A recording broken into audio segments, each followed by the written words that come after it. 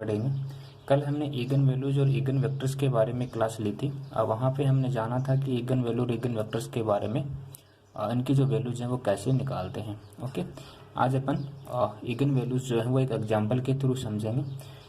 For your kind information, this question will be also put up in 2015 in your examination. Okay, now we solve these questions, and before, please, if you found someone help in these questions, in this video, in this class, please like it and share your friends. Now we solve it in this question. Guys, you see, this question will be is a matrix type of Hermitian matrix, Hermitian matrix. Okay, so now we use solution of this in these questions. We used for Jacobi method. Jacobi method is say that u equal to p minus q and p. Okay, where p equal to real number and u equal to unitary. Right? When have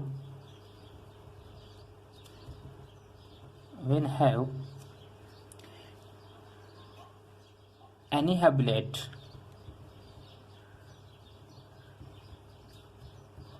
A12 and A21 into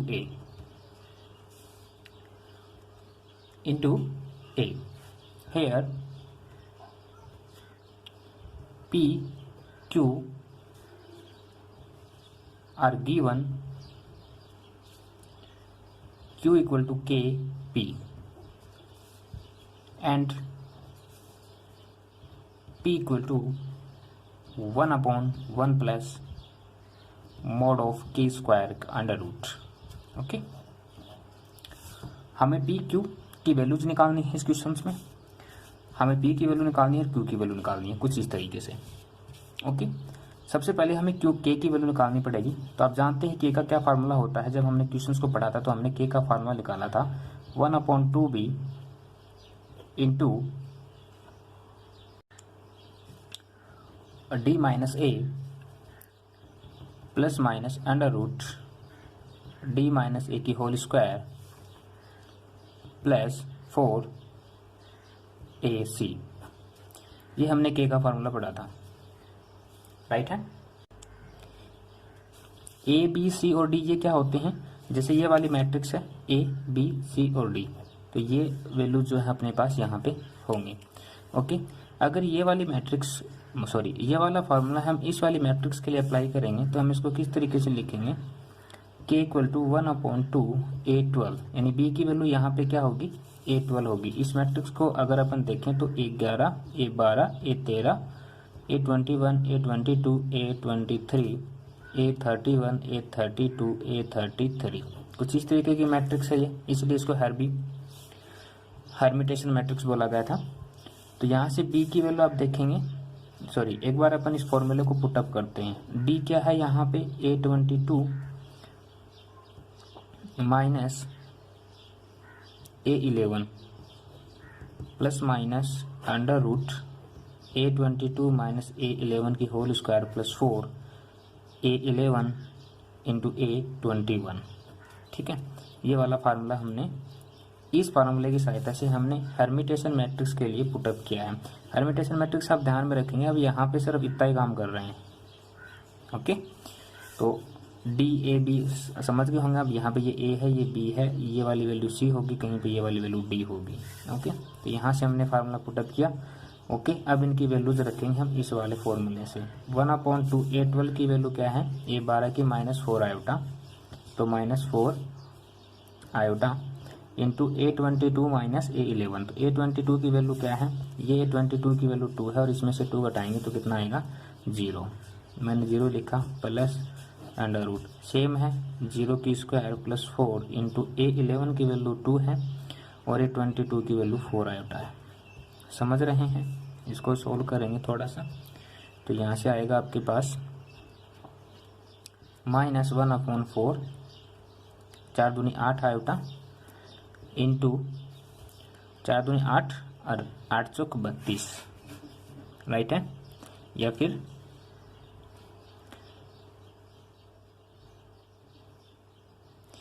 ये क्या था 2, A21 2, 2 दूनी 4,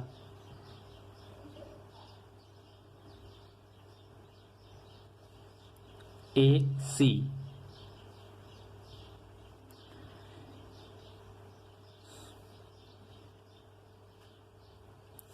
ये यहाँ पे BC होगा guys, B और C होगा। ओके, अगर ये BC होता है तो फिर यहाँ पे ये 12 होगा, और जैसे ये 12 होगा तो ये वैल्यू हमारे पास 4 होगी। तो 4 चौक 16, तो ये बच जाएगा आपके पास 4 चौक 16, 16 चौक 64, 64 की 8, 8। ओके, और अगर ये 8 होता है तो फिर इसके साथ वैल्यू होगी माइनस की 48, इसके साथ माइनस का आयोटा भी है, ये इसके साथ लगा देना, ये माइनस का 4 आयोटा, इसको ऐसे लिख देते हैं अपन, है ना, माइनस के 4 आयोटा। तो माइनस माइनस प्लस हो जाएगा, आयोटा की स्क्वायर क्या हो जाएगी 1 हो जाएगी। 8 से 8 ब्रेक, तो यहाँ से हमारे पास के की वैल्यू आएगी -1 आयोटा। आयोटा, अगर इस आयोटा को मैं इस आयोटा से मल्टीप्लाई कर दूँ तो मेरे पास के की वैल्यू आएगी 1। ओके, अब हम निकालेंगे पी की वैल्यू। पी का फार्मूला क्या निकाला था हमने, 1/1 प्लस मोड ऑफ के की स्क्वायर का अंडर रूट। ओके, तो 1/1 प्लस के की वैल्यू मैं निकाली है 1, तो 1 की स्क्वायर 1 होती है और अंडर रूट यानी कि 1/√2। पी की वैल्यू क्या निकाली 1/√2। उसी प्रकार क्यू की वैल्यू क्या होती है, के इंटू पी होती है। तो के की वैल्यू 1 थी और पी की वैल्यू 1/√2 है, तो हम बोल सकते हैं कि क्यू की वैल्यू भी हमारे पास 1/√2 ही आएगी।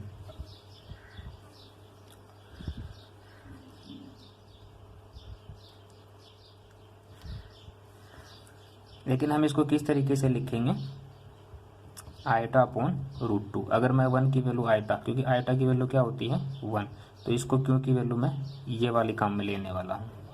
Okay, therefore the unitary matrix, therefore the unitary matrix क्या होगी भाई, unitary matrix U = P minus Q और P, यही होती थी। वैल्यूज रखेंगे यहाँ पे, P की वैल्यू क्या निकाली थी 1/√2, Q की वैल्यू निकाली थी आयटा/√2, Q की वैल्यू निकाली थी आयटा/√2 और P की वैल्यू निकाली थी 1/√2। ठीक है, उसी प्रकार अगर मैं U इनवर्स निकालता हूँ तो U इनवर्स की जो मैट्रिक्स होती है,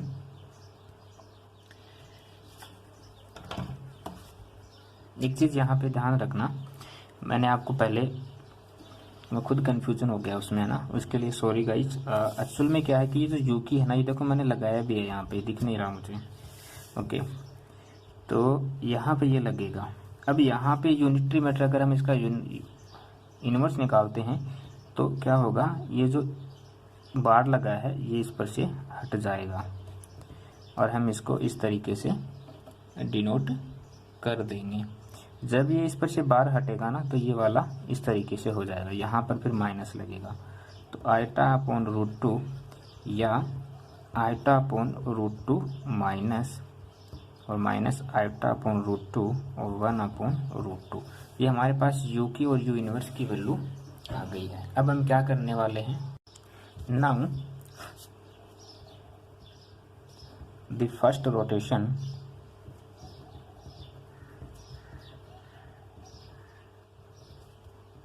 इज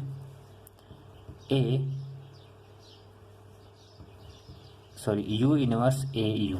फर्स्ट रोटेशन ये होगी, u की मैट्रिक्स हमने निकाली है, a की मैट्रिक्स हमें क्वेश्चंस में गिवन है और u की वैल्यू हमने निकाली है। तो यहाँ से हम क्या करेंगे, सिंपली इन क्वेश्चंस की वैल्यू यहाँ पे पुटअप करेंगे।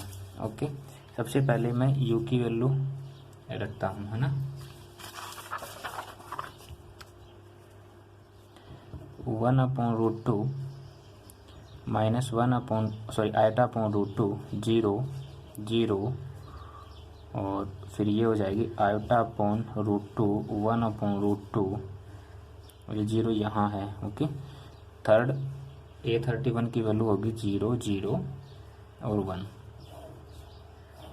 ये U इनवर्स की वैल्यू है। ओके, अब A की वैल्यू हमें क्वेश्चंस में गिवन है, क्या थी 2 - 4 आयोटा 0 4 आयोटा 2 0 0 0 4, ये हमें क्वेश्चंस में गिवन है।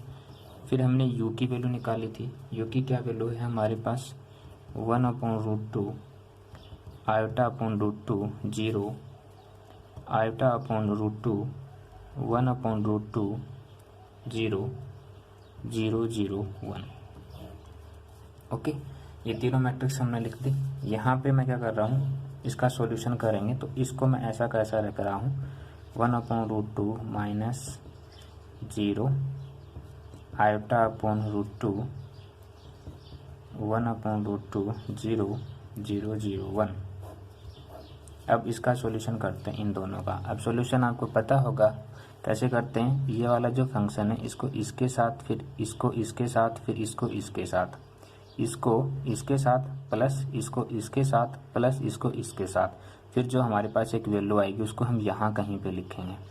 ठीक है, तो देखना 2/√2 प्लस 4 अपॉन, ये माइनस का था और ये प्लस का था, माइनस और माइनस प्लस। ठीक है, ओके, तो ये हो जाएगा 4 और 2 6 और ये हो जाएगा 0। तो इसकी वैल्यू आएगा आपके पास 6/√2। सिमिलरली अपन क्या करेंगे, अब ये वाली जो वैल्यू है इसको इसके अब ये वाली जो वैल्यू है इसको इसके साथ मल्टीप्लाई करेंगे तो देखना वही सेम आ रहा है, लेकिन अब की बार वैल्यूज क्या हो जाएगी 2 और 4, तो -2 और ये आयोटा का फंक्शन है इसके साथ 4 आयोटा और minus and this minus will be 4 minus, और ये वाली वैल्यू हो जाएगी हमारे पास 2 आयोटा अपॉन √2 0 0 एंड 0, तो ये हो जाएगा 0। अब इस वाली लाइन की इसके साथ, फिर इसी वाली लाइन की इसके साथ, फिर इसी वाली लाइन की इसके साथ, ठीक है, फिर इस वाले की इसके साथ, फिर इस वाले की इसके साथ, फिर इस वाले की इसके साथ, ऐड करते हुए जाना है साथ साथ में, इसको इसके साथ प्लस इसको इसके साथ प्लस इसको इसके साथ प्लस। ठीक है, इस तरीके से। तो देखो 2-3 वैल्यू तो ऐसी पता चल रही है। यहाँ पे ये 0 है तो इसको 0 0 और ये 0 तो ये वाला 0, फिर इसमें भी ये सेम कंडीशन 0 कहीं ना कहीं, और ये 0 0 और ये 4 तो ये हो जाएगी 4। अब बीच वाली लाइन निकालनी है हमें, तो 4 दूनी 8 6 और ये हो जाएगा आपके पास माइनस का आना है तो हो जाएगी माइनस का 6 आयोटा अपॉन √2। ठीक है, और 4 2 प्लस का 2, 4 और 2 6 6 माइनस 4 और प्लस का है तो ये माइनस का, तो 2/√2 0 2 0 और ये 0 तो ये वाला भी 0। ओके, अब इनका आपस में सॉल्यूशन करेंगे, वही सेम कंडीशन, इसका इसके साथ प्लस इसका इसके साथ प्लस इसका इसके साथ, एक वैल्यू मिलेगी। वो क्या वैल्यू मिलेगी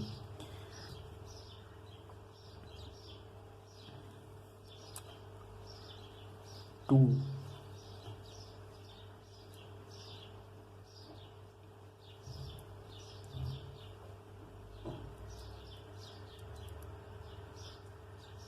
√2 तो बन जाएगा 2 का बन जाएगा 3, √2 तो बनेगा 2 और ये बन जाएगा √3 तो +6 हो जाएगा। ये 0 और ये तो 0 है ही, ये भी 0 बनेगा, ये लास्ट वाले 2 0 बनेंगे, और ये हो सकता है ये 4 बनेगा, और ये बनेगा इसके साथ तो 3/2, ये 3, ये +-3 तो ये माइनस का हो जाएगा तो 0, फिर इसके साथ होगी तो माइनस का 2/√2 तो ये 1 हो जाएगा, और ये माइनस का 2√2 तो माइनस का 1 और -1 यानी कि माइनस का 2। ओके, तो ये हमारे पास एक मैट्रिक्स आई U इनवर्स AU। ठीक है, U इनवर्स AU बराबर U इनवर्स AU, यही तो हमें निकालनी थी। Okay, hence the eigen values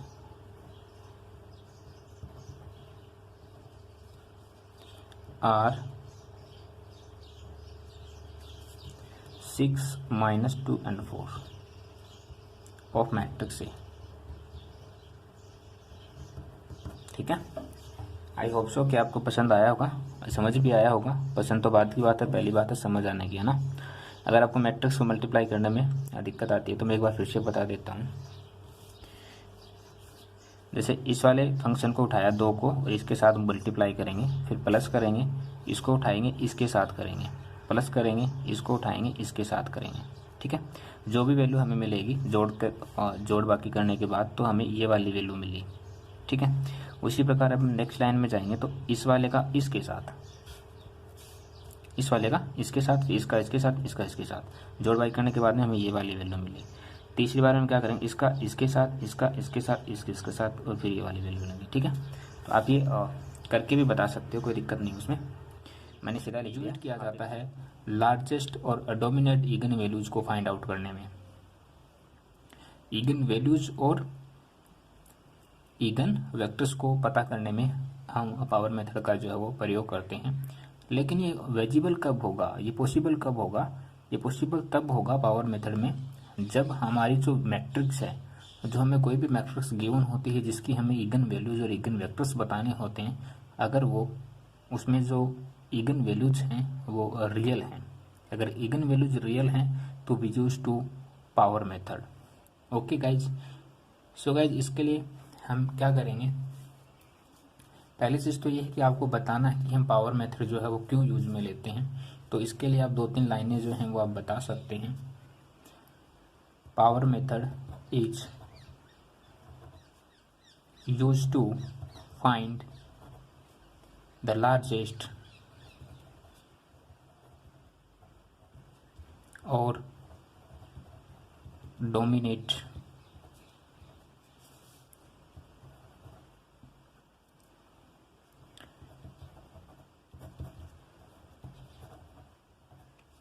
again values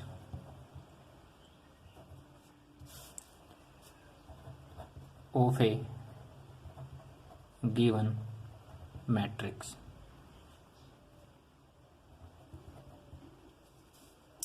corresponding to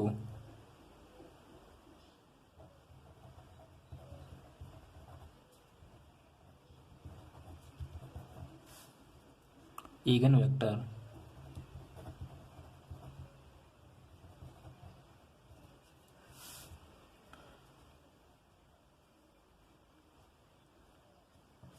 and this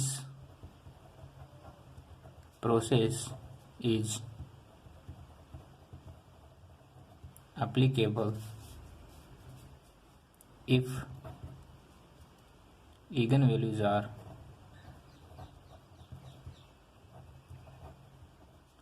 real. अगर इगन वैल्यू जो है वो रियल हैं तो ही इस मेथड को अपन यूज में ले सकते हैं। लेट λ1, λ2, λ3 और कोई nth टर्म्स होगी लैम्डा की, ये क्या हैं, are eigen values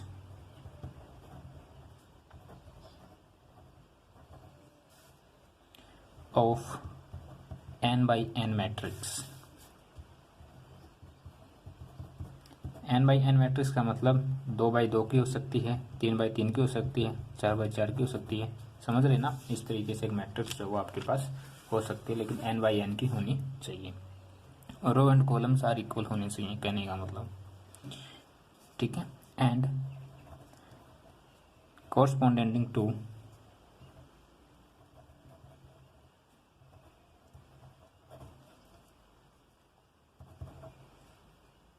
again vectors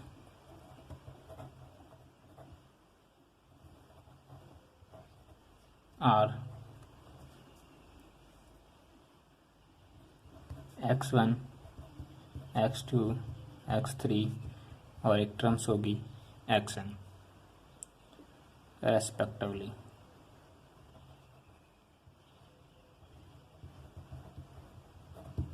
Okay, now let x be any eigenvector.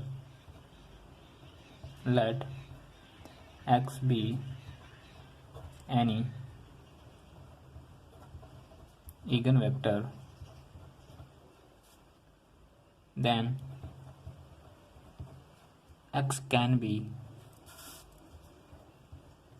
expressed as,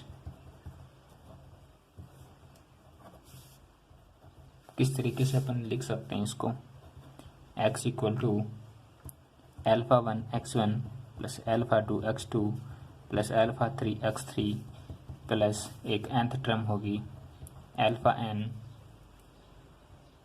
xn। इसको नाम दे दिया हमने कोई equation number first. Both side multiply by a, यानी कि ax equal to a into alpha 1 x1 plus alpha 2 x2 plus alpha 3 x3 alpha n xn। Okay, but guys अच्छा एक चीज यहाँ पे, ये अल्फा 1 अल्फा 2 और ये अल्फा 3 क्या है, where alpha 1 alpha 2 alpha 3 dot dot alpha n is any scalars. Okay, हम एक बात जानते हैं बच्चों, क्या जानते हैं, वी नो दैट, अगर आप नहीं भी जानते हैं तो फिर रट लो इसको, ax1 equal to lambda 1 x1, ax2 equal to lambda 2 x2, इस प्रकार axn बराबर लेमडा n xn। ओके, इसको नाम दे दे इक्वेशन नंबर 2। अब गाइज हमें क्या करना है, चलो 2 नहीं देते हैं, 2 इसको देते हैं ना, नहीं 2 ही ठीक है। अब हमें क्या करना है, ये वाली जो कंडीशन हमारे पास बनी है इसमें हम क्या करेंगे, इस a को अंदर मल्टीप्लाई करेंगे, तो हमारे पास ax equal to alpha 1 a x1 plus alpha 2 a x2 plus alpha n a xn, ये टर्म्स बनेगी।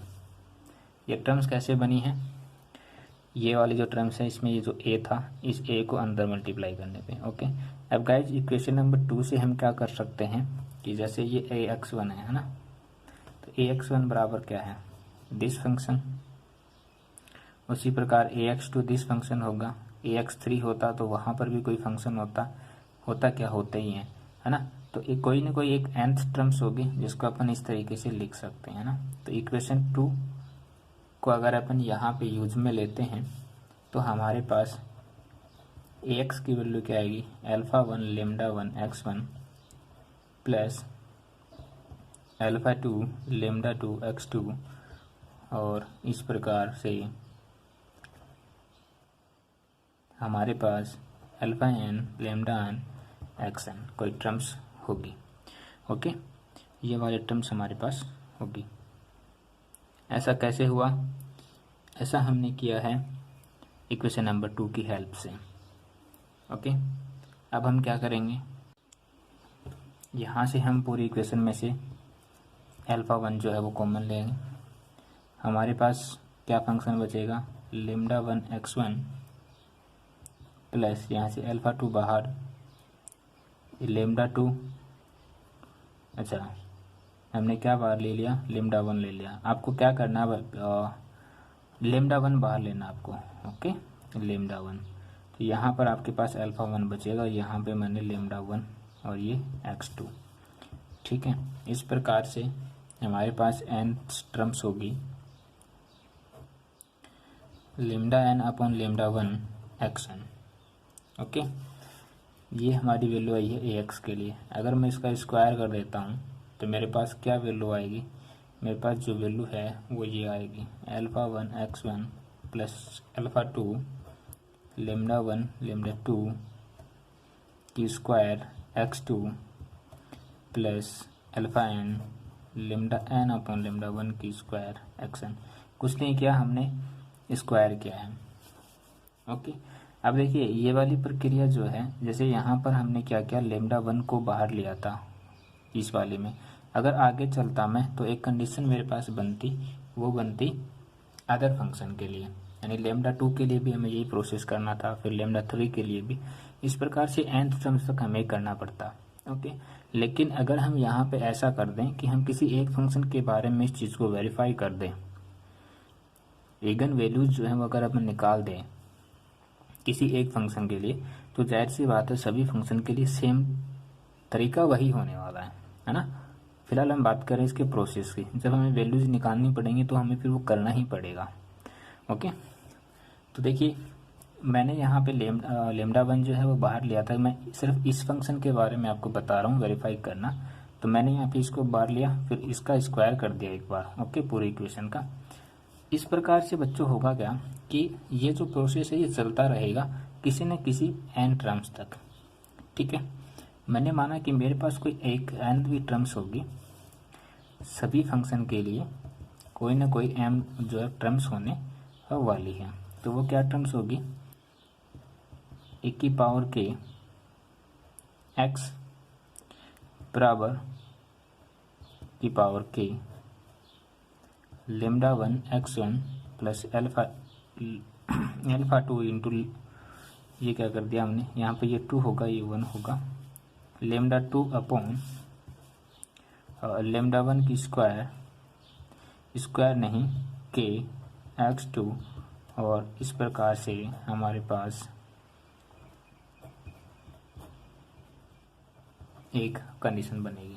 ओके, अब अगर हम इससे पीछे जाएंगे तो हमारे पास k-1 टर्म्स होगी। इससे आगे जाएंगे तो आगे वाली टर्म्स क्या होगी, +1 होगी, lambda 1 k+1, alpha 1 x1 plus alpha 2 into lambda 2 into lambda 1 into k+1 x2 होगी कि नहीं होगी। ये वाली तो एक टर्म्स होगी हमारे पास। ओके